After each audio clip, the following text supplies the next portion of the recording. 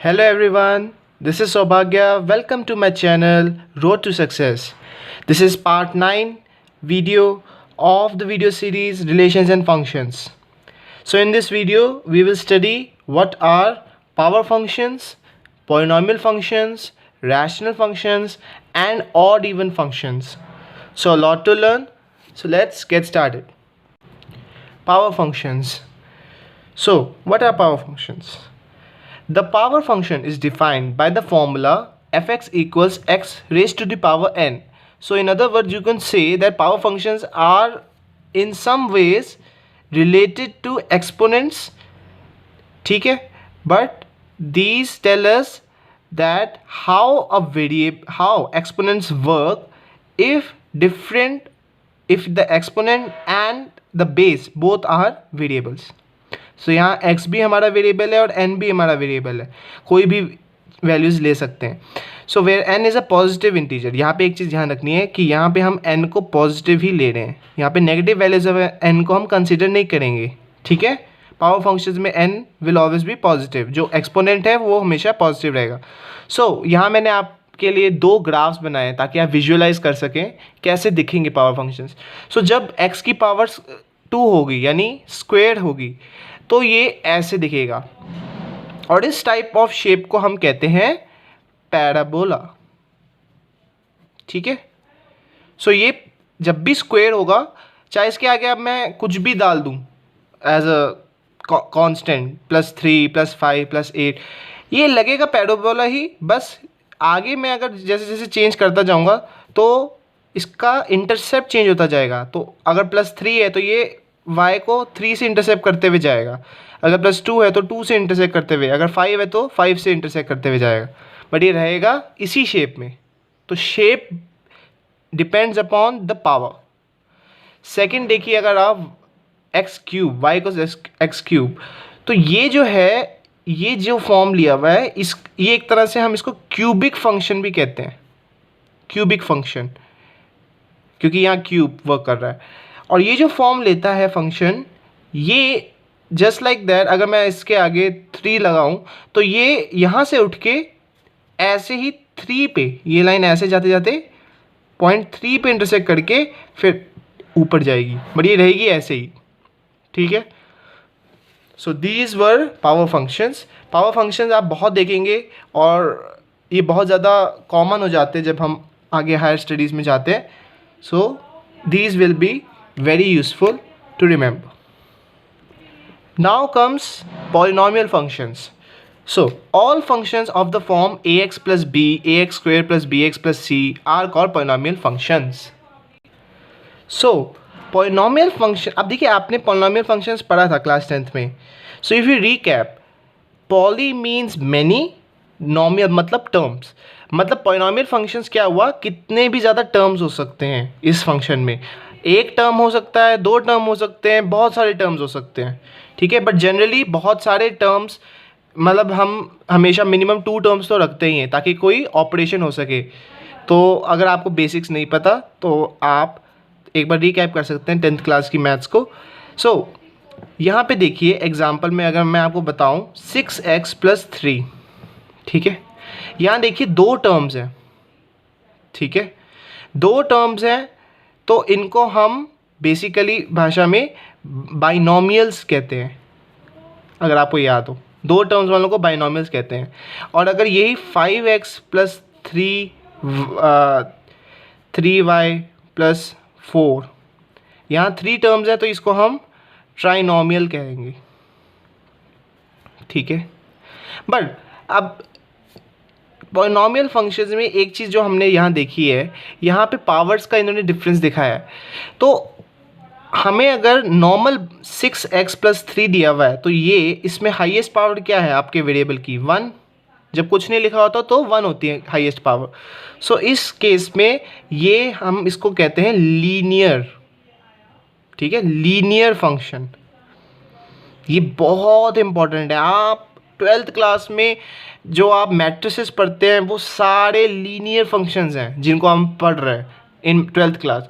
तो ये आपको पता होना बहुत ज़रूरी है कि लीनियर फंक्शन क्या होता है. लीनियर फंक्शन क्या होता है, चाहे देखिए लीनियर, अब इसमें एक बाइनोमियल ट्राइनोमियल कितने भी ज़्यादा टर्म्स हो वो फ़र्क नहीं पड़ता, चाहे मैं लिखूं कि 6x plus 3z plus 5y plus कितने भी डाल दूं, लेकिन अगर मेरे वेरिएबल्स की हाईएस्ट पावर 1 है तो ये लीनियर रहेगा।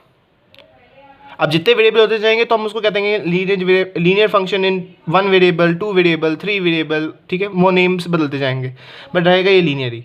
सिमिलरली जब मैं इसकी पावर बढ़ा दूं 6x² प्लस 3, ठीक है, तो ये हो जाएगा मेरा क्वाड्रेटिक फंक्शन, ठीक है। अब ये जनरली इसकी फॉर्म ऐसी होती है 6x² प्लस 2x प्लस 3, मतलब x वाला और x² वाला दोनों दिखाया जाता है, लेकिन अगर ना भी हो और हाईएस्ट पावर x की 2 हो तो भी एक क्वाड्रेटिक फंक्शन ही कहलाएगा। So these were all about polynomial functions, ठीक है। आई होप आपको अभी अच्छी तरह से क्लियर हो गया होगा। Now let us consider rational functions.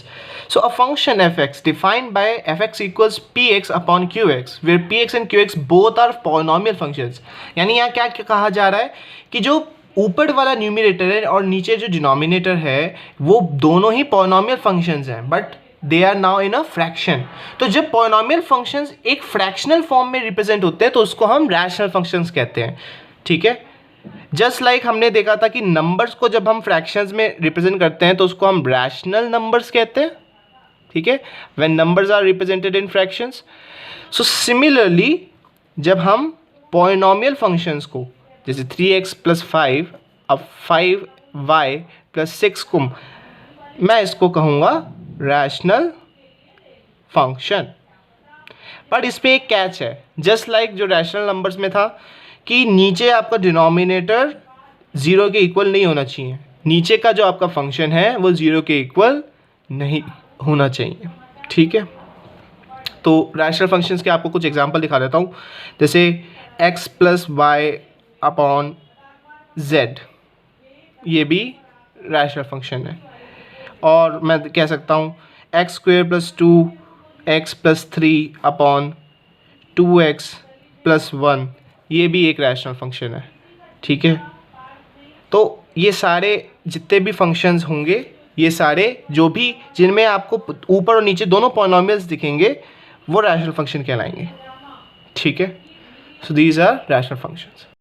Now after understanding rational and polynomial functions, now let us look at odd functions.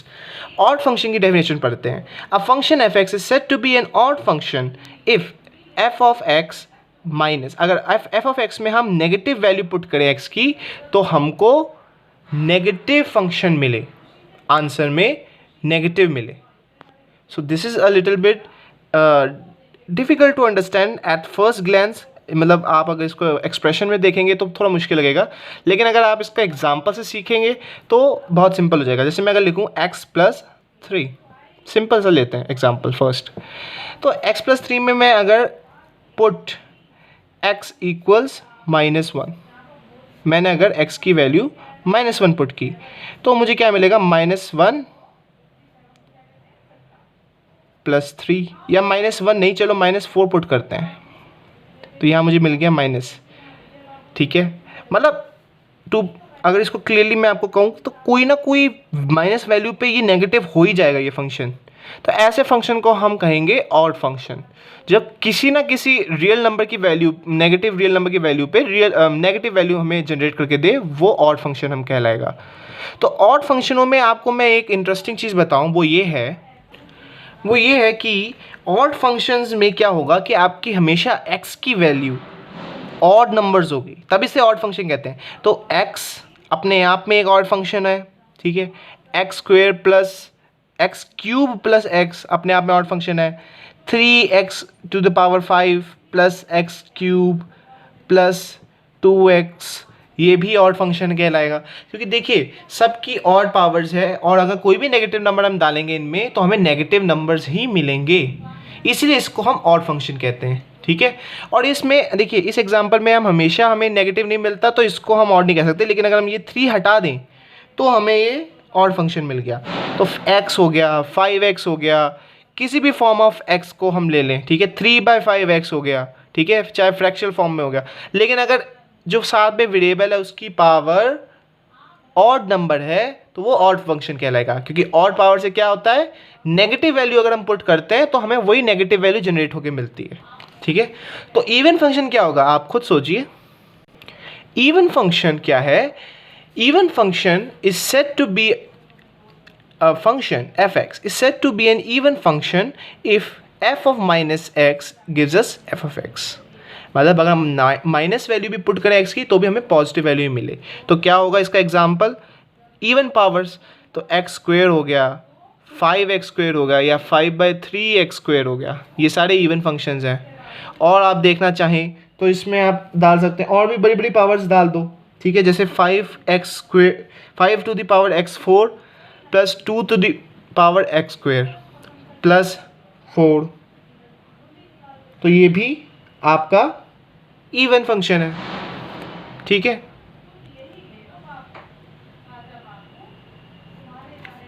So it's very easy to understand कि इवन फंक्शंस क्या होते हैं। Any function with even powers, जिसमें x की powers even है, वो अपने आप में इवन फंक्शन कहलाएगा। ठीक है, so this was it for today's video. If you like this video please hit the like button and please share it with your friends, and if you haven't subscribed, please subscribe to my channel Road to Success. I will be bringing more interesting videos related to difficult topics on maths. So see you soon, bye bye.